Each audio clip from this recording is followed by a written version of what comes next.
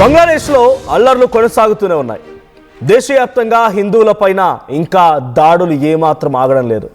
19 రోజుల్లోనే 6 హిందువులని చంపారు అక్కడ నిరసనకారులు. మరో ఇద్దరిని కూడా ఈరోజు దారుణాతి దారుణంగా నడి రోడ్డు పైన హతమార్చి నిప్పు పెట్టిన సంఘటన మరోసారి చోటు చేసుకుంది. చక్రవర్తి అనేటువంటి ఒక యువకుడిని హతమార్చి అతన్ని పెద్ద ఎత్తున రోడ్డుపై ఆయన మృతదేహాన్ని ఊరేగించారు అక్కడ నిరసనకారులు. దీంతో పాటుగా రాణా ప్రతాప్ అనేటువంటి మరో యువకుడిని కూడా కాల్చి చంపారు. ఈ ఘటనలో 40 ఏళ్ల హిందూ మహిళపై కూడా సామూహిక అఘాయిత్యానికి పాల్పడ్డారు. మహిళ జుట్టు కత్తిరించి చెట్టుకు కట్టేసి చిత్రహింసలకు గురి చేశారు. హిందువులపైన వరుస దాడులతో ఇంకా యుఎస్ ప్రభుత్వం ఎక్కడా కూడా నోరు మెదపడం లేదు. మీరు విజువల్స్ చూస్తున్నారు. ఎంత దరిద్రం అంటే బంగ్లాదేశ్లో జరుగుతోంది. నిజంగా దద్దమ్మలు సన్నాసులు ఇంకేదైనా కూడా అనొచ్చేమో. వాళ్ళు చేసేది ఏందిరా అంటే పనికిమాల ఉద్యమం. ఎవరి కోసం చేస్తున్నాడు ఉద్యమం? స్వతంత్రం కోసమా? మీకు ఆల్రెడీ భారత భిక్షతో ఎప్పుడు స్వతంత్రం వచ్చింది కదా, మీ ప్రభుత్వాలు మీరు ఏర్పాటు చేసుకున్నారు కదా, మీరు స్వేచ్ఛావాయులు పీలుస్తున్నారు కదా భారత్ పెట్టిన భిక్షతో. ఇంకా ఏం కావాలి మరి? అక్కడ ఎవడో ఒకటి రాజకీయ స్వార్థం కోసం, వాడి స్వాలభ్యం కోసం ప్రజలు రెచ్చగొట్టి వాడు మైనార్టీ మెజార్టీ అనే ఉద్యమాలకు తెరలేపుతూ ఉంటే వాడికి ఇంకా మర్దన చేస్తూ, వాడికి మసాజ్ చేస్తూ, వాడికి ప్రోత్సహిస్తూ ఈ రకమైన దాడుల. సో చాలా క్లియర్గా బంగ్లాదేశ్లో ఒక పొలిటికల్ కృత్రిమ ఉద్యమం నడుస్తోందనే విషయాన్ని పదే పదే నేను చెప్తూనే ఉన్నాను. ఉగ్రవాదులు ఉగ్రవాదుల చేత ప్రొవోకేట్ చేయించిన ఉద్యమం. సరే, షేక్ హసీనా అక్కడ మీరాట్ వాళ్ళు నిరసనకారుల నేపథ్యంలోనే బంగ్లాదేశ్ నుంచి పారిపోయి శరణార్థిగా భారత్లోకి ఎంట్రీ ఇచ్చింది. భారత్ దగ్గర శరణార్థిగా ఉంది. ప్రాణాలను కాపాడండి అని, ప్రాణభిక్ష పెట్టండి అని శరణార్థిగా ఉంది. మీరు అక్కడ ఇంటర్నేషనల్ కోర్ట్ ఆఫ్ క్రిమినల్లో మీపై చేసినటువంటి మాటలు, మీపై దూషించినటువంటి ఆ చర్యలకు తనకి మరణశిక్ష విధించారు, ఉరిశిక్ష వేయాలనుకుంటున్నారు. లీగల్గా ఛాలెంజ్ చేయండి, లేఖలు రాయండి, లేకుంటే మేము భారతదేశం నుంచి ఎటువంటి రెస్పాన్స్ లేకపోతే ఇంకేదైనా ప్రయత్నం చేయండి. అంతేగాని పని పాట లేని ఉద్యమాలు సృష్టించి ఈ రకమైనటువంటి ప్రయత్నమా? అక్కడ ఫిబ్రవరి 12 ఎన్నికలు జరగబోతున్నాయి. 3 ప్రధాన పార్టీలు పోటీ పడుతున్నాయి. బంగ్లాదేశ్ నేషనలిస్ట్ పార్టీ, తారిక్ రెహమాన్ నేతృత్వంలోని బంగ్లాదేశ్ నేషనలిస్ట్ పార్టీ, ఉగ్రవాద పార్టీ అటువంటి Jamaat Islami and national citizen party, విద్యార్థుల చేత ఏర్పాటు చేయబడినటువంటి నేషనల్ సిటిజన్ పార్టీ. ఈ 3 పార్టీలు పోటీ పడుతున్నాయి. షేక్ హసీనాకు సంబంధించినటువంటి పార్టీ అవామీ లీగ్ కాన్స్టిట్యూషనల్ ప్రకారంగా బ్యాన్ చేయబడింది. అయితే ఈ 3 పార్టీలోకెల్లా మైనార్టీలకు కూడా అవకాశం కల్పించి, మైనార్టీలకు కొంత సంక్షేమాన్ని చూపించి, మైనార్టీల పక్షాన నిలబడేటువంటి ఏకైక పార్టీ అవామీ లీగ్ పార్టీ. మైనార్టీలో హిందువులు కానివ్వండి, క్రిస్టియన్లు కానివ్వండి, అక్కడ సిక్కులు కానివ్వండి, జైన్లు కానివ్వండి, మైనార్టీల పక్షాన అక్కడ బంగ్లాదేశ్లో ఉంటే మైనార్టీల పక్షాన నిలబడేటువంటి ఏకైక పార్టీ కేవలం అవామీ లీగ్ పార్టీయే. ఇప్పుడు ఆ పార్టీ కంప్లీట్గా బ్యాన్ చేసి పడేశారు. పార్టీ అక్కడ పోటీలు లేదు, పార్టీ నాయకులందరూ కూడా కట్టడి చేశారు. దీంతో ఏమైపోయింది, అక్కడ ఎవరన్నా మైనార్టీలు పోటీ చేద్దామన్నా కనీసం అవకాశం లేదు. అక్కడ మెజార్టీగా ఉన్నటువంటి వాళ్ళపైన, వాళ్ళు చేసే అరాచకాలపైన, వాళ్ళు చేసే నిత్య కృత్యాలపైన, వాళ్ళ దారుణాలపైన కనీసం మాట్లాడదామంటే కూడా స్కోప్ లేదు. అక్కడ ప్రజాస్వామ్యం అనేది కూని అయిపోయింది. ప్రజాస్వామ్యం లేదు. ఇక కంప్లీట్గా ప్రభుత్వాలు లేవు, ప్రజాస్వామ్యం లేదు. ప్రజలు, నిరసనకారులు, ఆందోళనకారుల చేతిలోనే పూర్తిగా మగ్గిపోయింది. విజువల్స్ చూడండి, కింద విజువల్ మీరు చూస్తున్నారు. ఒక మహిళ పైన సామూహిక అత్యాచారానికి పాల్పడి ఆ మహిళపై నీళ్లు పోసి ఆ మహిళకి చాలా దారుణంగా ప్రవర్తిస్తున్నారు. ఆ మహిళ పట్ల చూడండి విజువల్స్లో. సో ఒక మైనార్టీ మహిళ పైన, అంటే ఒక హిందూ మహిళ పైన అక్కడ చాలా దారుణంగా ప్రవర్తిస్తూ చాలా ఘోరమైనటువంటి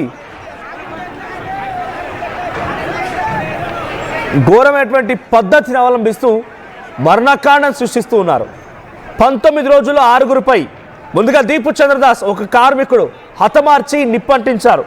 అమృత్ మాండల్ ఆయన ఇదే రకంగా హతమార్చారు. కొంకన్ దాస్ ఆయన ఈ రకంగానే. చక్రవర్తి, ఇప్పుడు రాణా ప్రతాప్. ఒకరి కాదు, ఇద్దరు కాదు, వరుసగా ఒకరి తర్వాత ఒకరు ప్రాణాలు కోల్పోతూనే ఉన్నారు. ఒక మైనార్టీకి సంబంధించినటువంటి అక్కడి మైనార్టీ హిందువు ఒక నామినేషన్ వెళ్ళాడంట. అక్కడ ఎలక్షన్ జరుగుతున్నాయి కాబట్టి నామినేషన్ వేయడానికి వెళ్తే ఆ నామినేషన్ని కనీసం స్వీకరించకపోగా కిడ్నాప్ చేశారంట నిరసనకారులంతా కలిసి. ఆ నామినేషన్ వేసే వ్యక్తిని కిడ్నాప్ చేసి అక్కడి నుంచి తీసుకెళ్లారంట. రోజు రోజుకి ఇంకా ఈ దాడులు పెరిగిపోతూ ఉన్నాయి, పేటరేగిపోతూ ఉన్నాయి. కానీ అక్కడ ఉన్నటువంటి యుఎస్ ప్రభుత్వం మాత్రం ఏమాత్రం స్పందించలేదు. కనీసం దాని గురించి మాట్లాడడం లేదు కూడా. సో తారిక్ రెహమాన్ వచ్చిన తర్వాత అయినా కొంత బాగుపడుతుందేమో. నాకు అన్ని కులాలు అన్ని మతాలు ఒకటే, ఆమె ఇండియన్, ఆమె బంగ్లాదేశీ, ఆమె హిందూ, ఆమె ముస్లిం, ఆమె జైన్, ఆమె సిక్, ఈ రకమైన పదాలు మాట్లాడుకొచ్చారు. ఇండియా గురించి కూడా చాలా గొప్పగా మాట్లాడుకొచ్చారు తన ప్రసంగంలో. అలా మాట్లాడిన తర్వాత అక్కడ మైనార్టీలో కూడా కొంత ఆశాభావం వ్యక్తమైంది. ఇంత నిరసనలు జరుగుతున్నాయి కదా, ఆయన వచ్చిన తర్వాత కొంత కంట్రోల్ అవుతాయేమో, తన పార్టీ కార్యకర్తలు నిరసనకారులు అదుపులోకి తీసుకొస్తారేమో, వారందరికీ తన ప్రసంగాల ద్వారా కొంత అడ్డు చెప్పే ప్రయత్నం చేస్తారేమో అని చెప్పి అనుకున్నారు. కానీ ఏమాత్రం జరగలేదు. I'm sorry to say F India, నేను ఆ పదాన్ని ఫుల్ఫిల్ చేయలేకపోతున్నాను. ఈ నాదాలు సోషల్ మీడియాలో ఒక వీడియో చూశాను, ఆ వీడియో ఇక్కడ నేను చూపించలేకపోతున్నాను. బట్ ఎంతటి దుర్మార్గం కొనసాగుతుంది బంగ్లాదేశ్లో అంటే ఎఫ్ ఇండియా, ఈ పదాన్ని ఉపయోగిస్తున్నారు వాళ్ళు. ఈ రకమైన స్లోగన్స్ భారతీయుల భిక్షతోని, భారతీయులు చేసిన పోరాటంతో ఈస్ట్ పాకిస్తాన్, వెస్ట్ పాకిస్తాన్గా ఉన్నటువంటి ఈ పాకిస్తాన్ ఉగ్రవాదుల చెరలో నుంచి బంగ్లాదేశ్ని కాపాడిందే భారత్. ఆ రోజు భారతదేశమే లేకపోయి ఉంటే ఈ పాకిస్తాన్ ఉగ్రవాదుల చేతిలో బంగ్లాదేశ్ ఇప్పటికీ ఎప్పుడో పిప్పు అయిపోయేది. బంగ్లాదేశ్లో అప్పటి ఉద్యమకారులందరూ కూడా ఇప్పుడు చనిపోయేవారు. అసలు బంగ్లాదేశ్ అనేటువంటి ఒక దేశమే ఉండకపోయేది. కానీ ఈరోజు ఇదే భారత్కి ఆ బంగ్లాదేశ్ నుంచి ఎంత వ్యతిరేకత ఎదురవుతుంది చూడండి. ఎంతటి దుర్మార్గం, ఎంతటి దమనకాండ ఎదురవుతోంది. హిందువులపై ఎందుకు దాడులు చేస్తున్నారంటే చాలా క్లియర్గా ఇంటెన్షన్ వాళ్ళది ఒకటే. హిందూ జనాభా ఉన్నటువంటి అత్యధిక జనాభా ఉన్నటువంటి దేశం ఏదైనా ఉందంటే భారతదేశం మాత్రమే. సో భారతదేశం పైన ఈ స్థాయిలో హిందువులకి మద్దతు ఉంది. హిందూ దేశంగా అత్యధికంగా ఉన్నటువంటి జనాభా దేశంగా ఉంది కాబట్టి సో అక్కడ ఉన్నటువంటి హిందువులను టార్గెట్ చేస్తే భారత్ రియాక్ట్ అవుతోంది. ఇది వాళ్ళ దురాలోచన. అక్కడున్న మైనార్టీలను టార్గెట్ చేస్తే భారత్ రియాక్ట్ అవుతోంది. ఇది ఆలోచన. రోడ్లపైకి ఎక్కి పిచ్చు కుక్కల్లాగా ఎలా అరుస్తున్నారు చూడండి.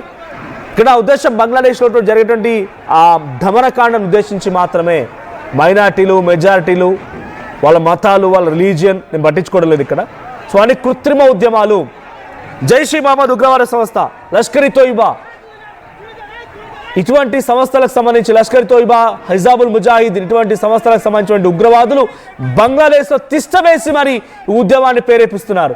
ఎవరి చెర నుంచి అయితే బంగ్లాదేశ్ని ఈరోజు దేశంగా ఏర్పాటు చేయడం కోసం భారత్ సహకరించిందో మళ్ళీ వాళ్ళ చేతిలోకి బంగ్లాదేశ్ వెళ్ళిపోతోంది. వాళ్ళంతా కలిసి మళ్ళీ భారత్పై సైరన్ ఊరుతున్నారు, భారత్కి వ్యతిరేకంగా పోరాడుతున్నారు. ఒక్కసారి అక్కడ సిచ్యువేషన్ ఎలా ఉంది, ఎటువంటి ఆందోళన వ్యక్తమవుతున్నాయి, ఆ విజువల్ చూద్దాం.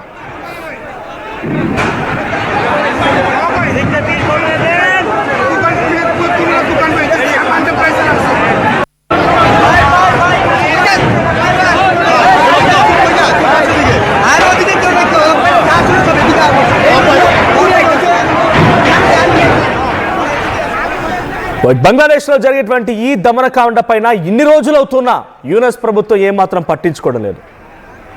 ఆయన ఆ స్థాయిలో ఆ స్థానంలో కూర్చోడానికి ప్రధానమైన కారణం ఆయన అక్కడ కొంత నోబెల్ ప్రైజ్ గ్రహీత, లేకపోతే పలు అవార్డుల గ్రహీత, ఒక శాంతి దూత, అన్ని రకాలుగా బాగున్నాడనేటువంటి ఒక అవకాశంతోనే ఆయన కుర్చీలో కూర్చోబెట్టారు. కానీ ఆయన మాత్రం ఒక దమనకాండం సృష్టిస్తూ ఉన్నాడు. అక్కడ నేషనల్ సిటిజన్ పార్టీ అనేటువంటి ఏదైతే ఎన్సీపీ పార్టీ ఉందో ఆ పార్టీని రెచ్చగొట్టి, ఆ విద్యార్థులు రెచ్చగొట్టి, షరీఫ్ సౌదీ లాంటి వ్యక్తులు రెచ్చగొట్టి ఇంకా మైనార్టీలపై దాడులు చేయిస్తున్నాడు. కానీ దాన్ని కంట్రోల్ చేసే ప్రయత్నం ఏమాత్రం చేయడం లేదు.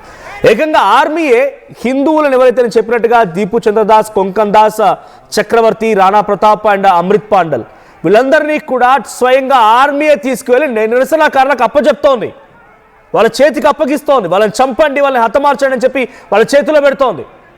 అంటే అక్కడ ప్రభుత్వం ఎంత క్లియర్గా మైనార్టీలకి వ్యతిరేకంగా ఉందో అర్థమవుతోంది.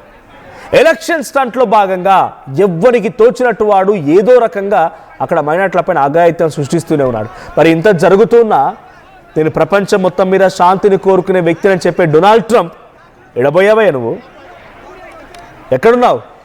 ఇంత జరుగుతోంది కదా, ఇంత దమనకాండ సృష్టించబడుతోంది కదా, కనీసం నీ వాయిస్ లేదా? లేదు.